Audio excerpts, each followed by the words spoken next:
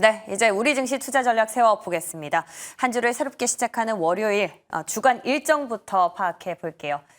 드디어 이제 9월이 밝았습니다. 오늘 9월 1일 월요일인데 먼저 미국에서 살펴봤을 때 미국발 매크로 키워드 이번 한 주는 고용에 포커스를 두셔야겠죠. 졸트 보고서에 이어서 현지 시간 목요일 4일에는 또 ADP 민간 고용, 끝으로 5일 금요일에는 고용 보고서가 발표됩니다. 이번 달 연준이 FOMC를 결정하는 데 있어서 고용, 소비와 함께 한 축에 속하기 때문에 반드시 팔로우업이 필요할 것 같고요. 그 밖에 국내에서는 빅 이벤트라 할 만한 것들은 딱히는 없습니다. 8월 달 수출입 데이터, 지난 한 달 동안에 우리나라 기업들이 어떻게 수출 동향을 보였는지 동향을 좀 파악할 필요가 있을 것 같고요. 이재명 정부 처음 들어서 정기 국회가 열리기도 합니다. 르세라핌은 북미 투어가 열릴 걸로 지금 예정이 돼 있는데 금요일장에서도 또 엔터 이슈가 있죠. 이번 주는 좀 엔터와 관련해서 컴백, 투어 일정들에 관련한 어떤 모멘텀들 챙겨보시면 좋겠고요. 그 밖에 목요일에 삼성전자는 독일에서 갤럭시 S25 FE를 출시하고 화웨이는 2번 접는 트리폴드 폰 메이트를 공개합니다. 지난주부터 아이폰 17, 그리고 삼성전자 이어 화웨이까지 스마트폰 그리고 넘어서서 폴더블 폰과 관련한 재료가 있기 때문에 한번 주시해 보신 것도 좋겠네요. 이렇게 해서 주간 일정 체크해봤고요. 이제 오늘 확인해봐야 하는 첫 번째 기사, 먼저 주말 사이에 나왔던 이슈들 팔로우업 해보겠습니다. 자, 트럼프 행정부의 관세 정책 1심에 이어서 2심에서도 제동이 걸렸습니다. 미국 항소법원이 트럼프 행정부의 관세 정책을 위법하다고 판결을 낸 건데요. 만약에 이 판결이 확정될 경우에 10월 14일부터 효력이 발생하면서 트럼프 행정부가 전 세계에 부과했던 상호 관세는 무효가 됩니다. 다만 복병은 트럼프 행정부 측에서 불복 절차를 밟는다라는 거죠. 대법원에 상고를 하겠다라는 의지를 밝힌 만큼 최종 결론은 이제 대법원에서 내려질 전망이 큰데요. 만약에 대법원이 항소법원의 판결을 인용할 경우에 미국은 그동안 관세로 걷어들였던 수천억 원의 세금을 환급해주는 문제에 직면을 하게 될 것이고, 반대로 대법원이 트럼프 대통령의 손을 들어줄 경우에는 그의 정치적인 입지와 권한이 더 강화될 전망이라서 어떤 결론이 날지 초미의 관심사로 떠오르고 있습니다. 자, 그런데 이런 상황에서도 트럼프 행정부 압박 기조는 계속되고 있습니다. 이번 타겟은 바로 우리 반도체 기업들이었는데요. 트럼프 행정부가 주말 사이에 돌연 삼성전자와 SK 하이닉스 중국 공장에 미국 반도체 장비를 반입하는 것을 두고 제동을 걸었습니다. 자, 이번 조치로 삼성전자와 SK 하이닉스는 기존의 장비 유지 보수가 지연되는 건 물론이고 공정 미세화 등이 불가능해지면서 신제품을 생산하는 길이 막히게 될 수 있는데요. 이 삼성전자와 SK 하이닉스 중국 공장 두 회사의 실적에서 적지 않은 비중을 차지하고 있다라는 사실이 문제입니다. 일단 삼성전자의 경우에는 시안 공장인데 여기서는 낸드를 주로 생산하고 있고 SK 하이닉스의 우시 공장은 디램 생산 기지입니다. 그런데 두 기업 모두 다 전체 생산량의 약 40%가량을 확보하고 있는데요.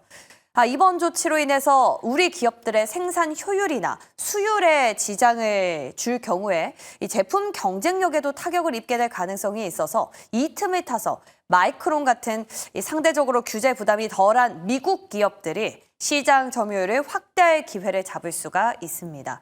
때문에 글로벌 경쟁 구도의 변화를 초래할 것이다라는 관측이 커지고 있는데요. 오늘 시장 영향 잘 파악해 봐야겠습니다. 자, 끝으로는 국내 이슈 살펴봅니다. 이 법에 따라서 정부가 의무적으로 지출해야 하는 예산이죠. 의무 지출이 4년 동안 무려 100조 원이 넘게 증가하는 걸로 파악됐습니다. 현재 8세 미만인 아동 수당 지급 대상이 내년부터는 매년 한 살씩 증가하는 데다가 농민수당이나 지역화폐 같은 새로운 의무 지출 항목도 추가되는 영향이 큰데요. 기초연금 등 기존 복지 지출도 고령화 때문에 급증하는 추세를 보이고 있죠. 그런데 이러한 의무 지출의 경우에는 한 번 도입을 하면 줄이는 것 자체가 어렵기 때문에 재정적으로 건전성을 악화시킬 우려가 큽니다. 그런데 이에 대해서 정부도 이 의무 지출에 대해서 어떤 구조 조정을 해야 한다라는 필요성 자체는 인지를 하고 있지만 지난주에 발표된 내년도 예산안을 한번 보시면 경직적인 지출 비효율은 제거하겠다라는 원론적인 계획만 밝히는 데 그친 상황인데요. 이로 인해서 앞으로 정부의 경기 대응 여력이 위축되는 건 아닌지 우려의 목소리가 커지고 있습니다. 자, 9월의 첫 거래일 지금부터 전략 세우러 가보겠습니다.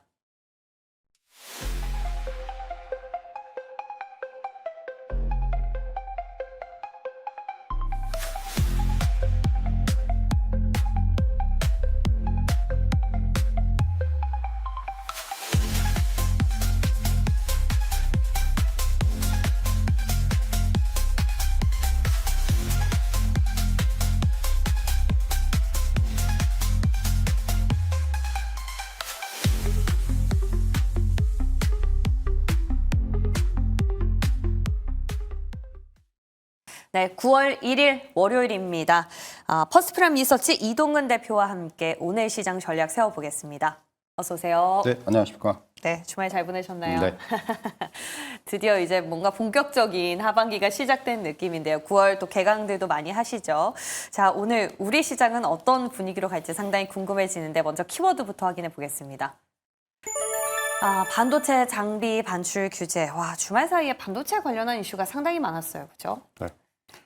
사실 이제 뭐 트럼프 대통령의 반도체 산업에 대한 흔들리기라는 저는 표현을 쓰고 싶어요. 특히 이제 자국 우선주의가 상당히 좀 강화가 되면서 특히 이제 반도체 산업 내에서 어떤 인텔이라든가 이런 기업들의 밀어주기가 이제 노골화되고 있고 그런 가운데서 이제 뭔가 그 우리나라 그 삼성전자나 SK하이닉스에 대한 규제가 조금 더 강화되는 것이 아닌가라는 생각이 드는 거고요. 뭐 이제 중국 공장에서 그동안 이제 우리가 VEU라고 그래가지고 검증된 최종 사용자 프로그램을 우리가 적용받고 있었습니다. 무슨 얘기냐면 이제 미국 뭐 이런 그 장비를 반입을 하는 데 있어가지고 일단 규제를 안 받았어요. 그런데 이게 여기서 이제 제외가 되는 거죠. 근데 이제 당장은 아니고 내년 1월부터입니다. 자, 무슨 얘기냐면 이건 결과적으로 협상의 여지가 있다라는 거예요. 공장을 들여오라라는. 예, 뭔가 이제 뭘 달란 얘기죠. 쉽게 말하면. 이거는 그러니까 당장 안 한다는 거는 항상 뭔가 유예를 둔다는 거는 협상의 여지가 있다라는 거예요. 저는 그래서 이것도 마찬가지로 앞에서 말씀드렸듯이 반도체를 흔드는, 그러니까 뭔가 지금 아직까지 품목 관세도 안 나오고 더군다나 지금 요번에 이제 그 법원의 판결 때문에 이 상호 관세가 약간 조금 지금 불투명해졌어요. 네. 그러면 결국은 지금 할 수 있는 거는 품목 관세를 올리는 방법이 있거든요. 자동차라든가 반도체라든가 철강이라든가 이런 쪽에 있어서. 그래서 그런 것들하고 다 지금 맞물려 있다고 보시면 될 것 같고요. 사실 지금 반도체 업종만 놓고 보면은 뭐 최근에 H20칩에 대한 수출 제한이라든가 또 이제 그 말씀드린 품목 관세 불확실성이라든가 이런 부분 때문에 사실 악재들이 굉장히 계속해서 불거지고 있는데 여기에 이제 추가적인 부담이 좀 생겼다 이렇게 말씀드릴 수가 있겠고요. 뭐 사실 이 중국 내의 공장에서의 비중 앞에서 그렇게 설명해 주셨지만은 사실 SK하이닉스 같은 경우는 디램의 한 50% 정도가 그 우시에서 생산이 되고 있기 때문에 이런 부분들이 좀 영향이 커요. HBM은 사실은 전부 다 국내 생산이기 때문에 영향이 없습니다. 근데 이제 디램 같은 경우는 상당히 좀 영향을 받을 수가 있고 삼성전자 낸드가 이제 시안에서 한 40% 생산이 되고 있기 때문에 이 부분도 또 이제 영향을 받을 수가 있어 보이고요. 뭐 말씀드렸다시피 그 미국의 자국 반도체 산업에 대한 어떤 육성이라는 이 뚜렷한 방향성이 이번에 또 한번 부각이 됐다 이렇게 말씀드릴 수가 있겠고, 근데 다만 이게 미국이 좋은 것만은 아닌 게 예를 들면 어플라이드 머티리얼즈라든가 뭐 이런 그 미국의 반도체 장비 업체들은 또 굉장히 좀 부정적인 영향을 받을 거예요. 네. 중국에 이제 잘못하다가 중국 그 들어가는 장비들이 확 줄어버릴 수가 있기 때문에 이런 부분들은 상당히 좀 부정적이고요. 이로 인해서 중국 로컬 장비 업체들이라든가 또 이제 무엇보다도 이제 마이크론이 제가 보기에는 상당히 좀 반사수혜의 가능성이 높다. 근데 이제 앞서 말씀드렸다시피 이건 내년 1월부터이기 때문에 또 이제 지금 아직도 4개월 남았단 말이에요. 그동안 무슨 일이 벌어질지 모릅니다. 그렇죠. 그렇기 때문에 지금 아직까지 좀 섣부른 어떤 우리가 너무 지나치게 우리가 우려를 키우는 것은 아직은 좀 이르다. 그래서 좀 상황을 봐야 될 것 같습니다. 네. 오늘 시장에 재미난 이슈들이 많이 나왔습니다. 저희 기사로 하나씩 풀어가 보도록 하겠습니다. 먼저 첫 번째, 관세에 대한 이슈부터 한번 점검을 해볼까요? 이제 미국 법원에서 트럼프 행정부의 관세 정책 1심에 이어 2심에서도 똑같이 제동이 걸렸습니다. 다시 말해서 항소법원이 트럼프 행정부의 관세 정책이 위법하다라고 판결을 내린 건데요. 행정부 측에서는 상고를 해서 대법원에서 승부를 보겠다라는 승부수를 띄웠습니다. 여기에 항소법원도 시일을 좀 준 거 보니까 네. 확실히 뭔가 좀 기회를 트럼프 행정부에 주는 것 같아요. 그도 그럴 것이 이게 다 무효가 된다면 그렇죠. 이 어마어마한 관세 받았던 걸 어떻게 다 돌려주겠어요? 그러니까 이제 그게 문제죠. 환급을 해줘야 되기 때문에 사실 저렇게 되면 이제 미국의 재정이 어떻게 보면은 굉장히 위기에 처할 수도 있거든요. 이게 근데 이거 아시겠지만 대법원은 지금 보수 우위예요. 6대3의 보수 우위이기 때문에 사실은 대법원 가면 트럼프 대통령한테 유리한 건 맞아요. 근데 이제 앞에서 말씀드렸다시피 만약에 대법원에서 이제 뭐 정말 이게 정말 무효다라는 판정 내지는 뭐 다 무효는 아니지만은 상당 부분 무효다. 여러 가지 가능성은 있어요. 근데 이제 그런 판정이 나왔을 때 결국은 지금 미 행정부가 할 수 있는 거는 앞서 말씀드린 대로 품목 관세예요. 품목 관세하고는 관련이 없는 겁니다. 상호 관세이기 때문에 이거는.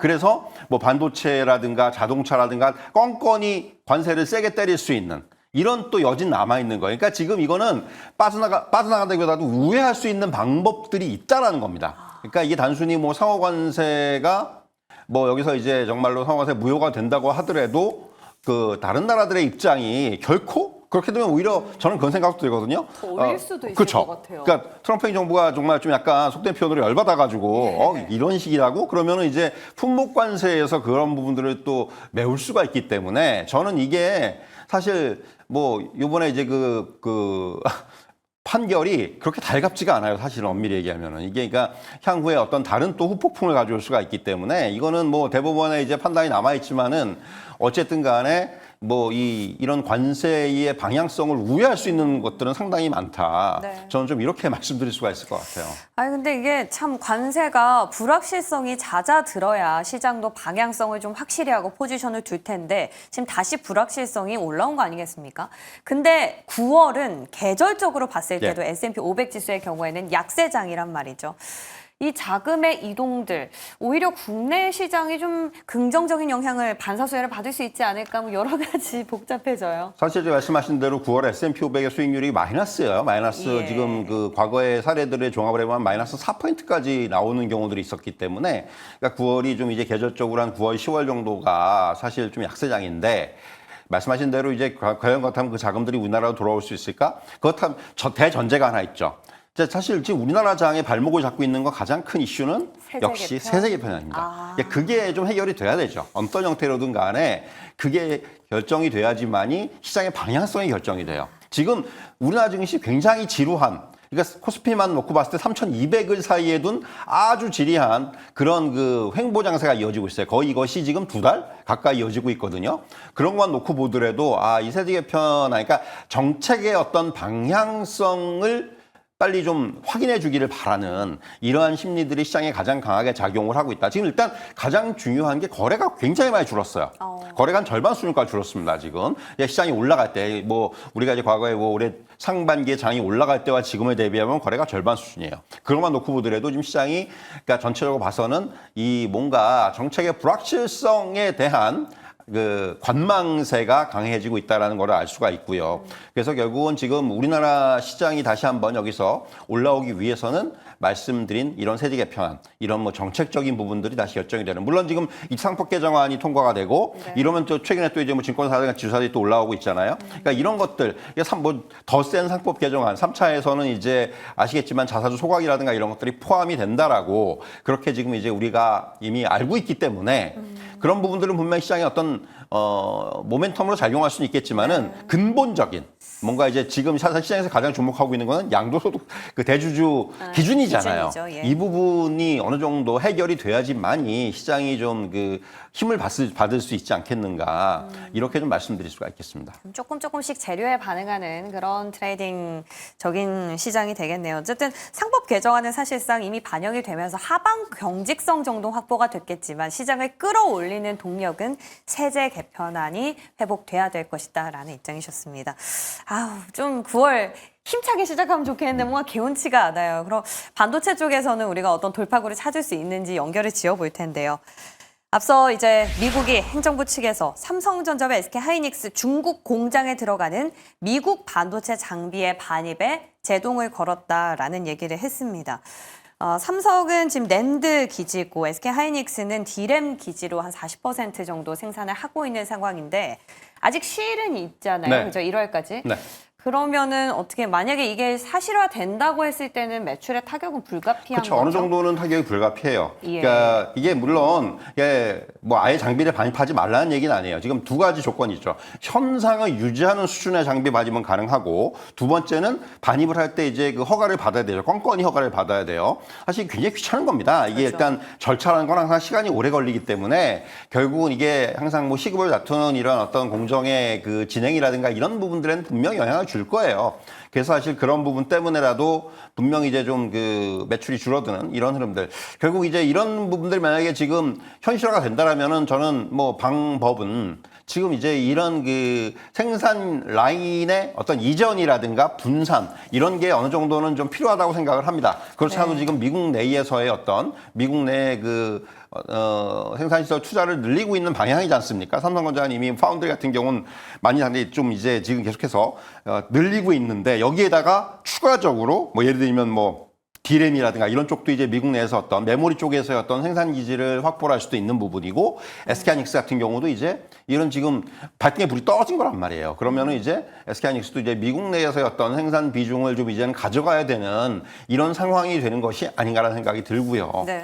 뭐 사실 지금 어차피 지금 이미 어느 정도 이런 흐름들이 계속해서 지금 이어지고 있기 때문에 이런 거에 대해서는 지금 좀 빠르게 우리도 좀 대응을 해야 되는 것이 아닌가 이렇게 말씀드릴 수가 있겠습니다. 그리고 또 하나 주어진 게 중국의 알리바바가 네. 자체적으로 새로운 칩을 개발한다는 소식이 들려오면서 딥싱크 공포가 잠깐 느껴졌거든요. 네.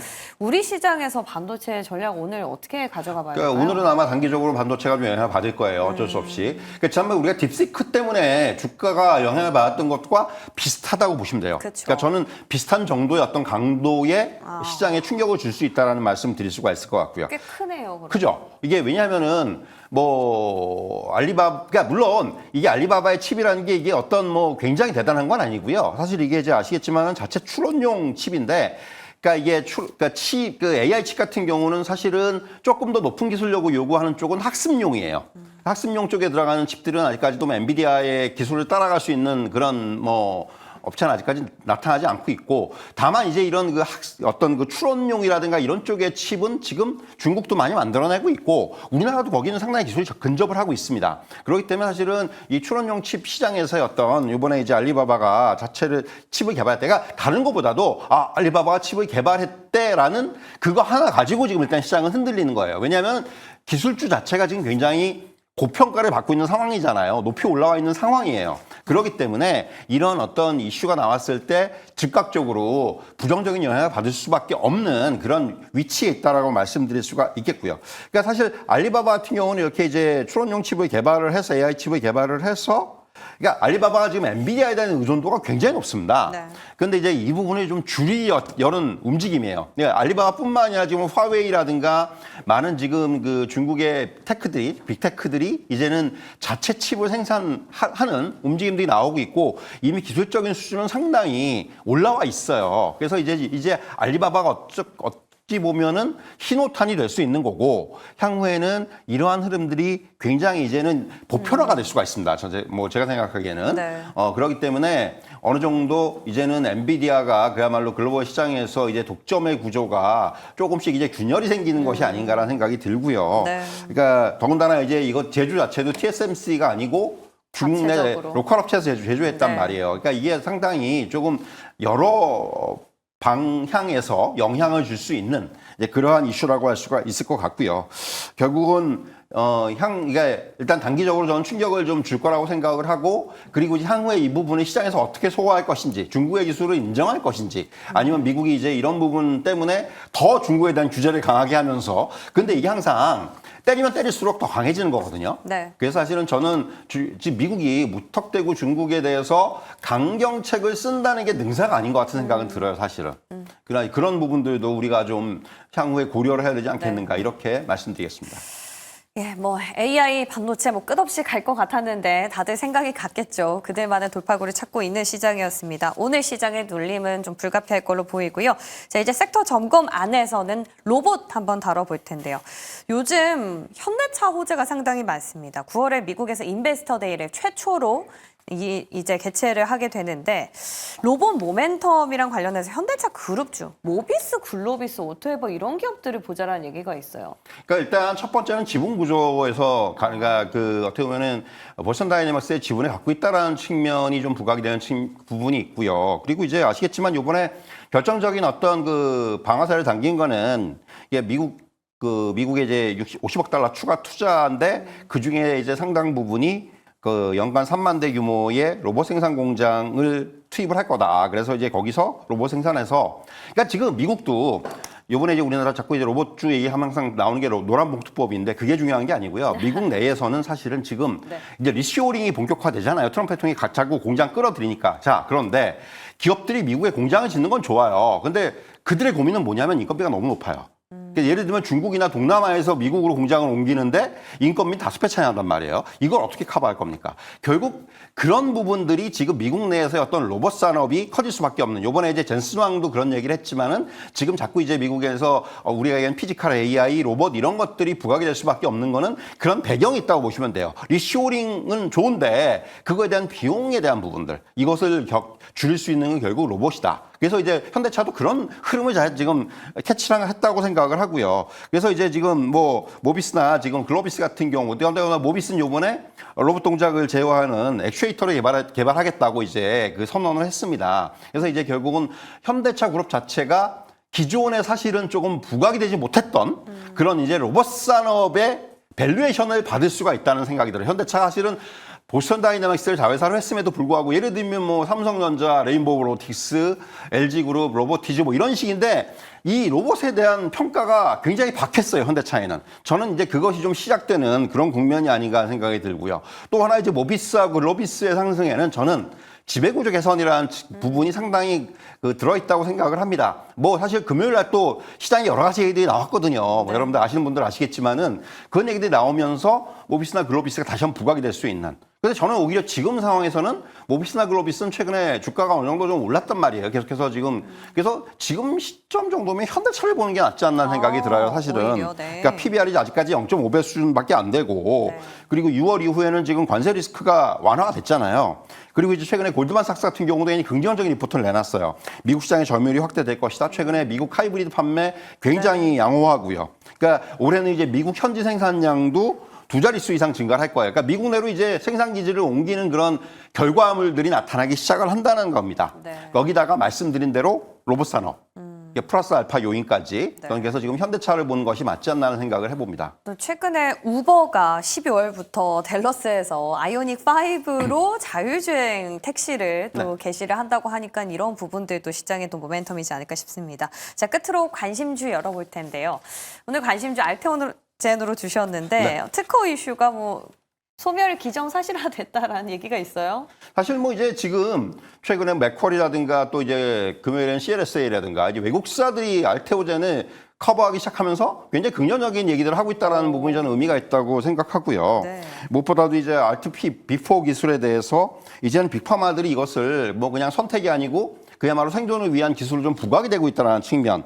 그리고 이제 무엇보다도 금요일날 주가에 영향을 줬던 부분은 코스피 이전 상장인데 저는 그건 그냥 단기 이슈라고 생각을 해요. 사실 종목들이 코스닥에서 코스피로 이전 상장한다 주가가 오른 경우들은 없습니다. 장기적으로 봤을 때. 네. 예, 그렇게 보면은 지금 이거는 그냥 어떤 센티멘트에 영향을 주는 요인이다 이렇게 말씀드릴 수가 있겠고요.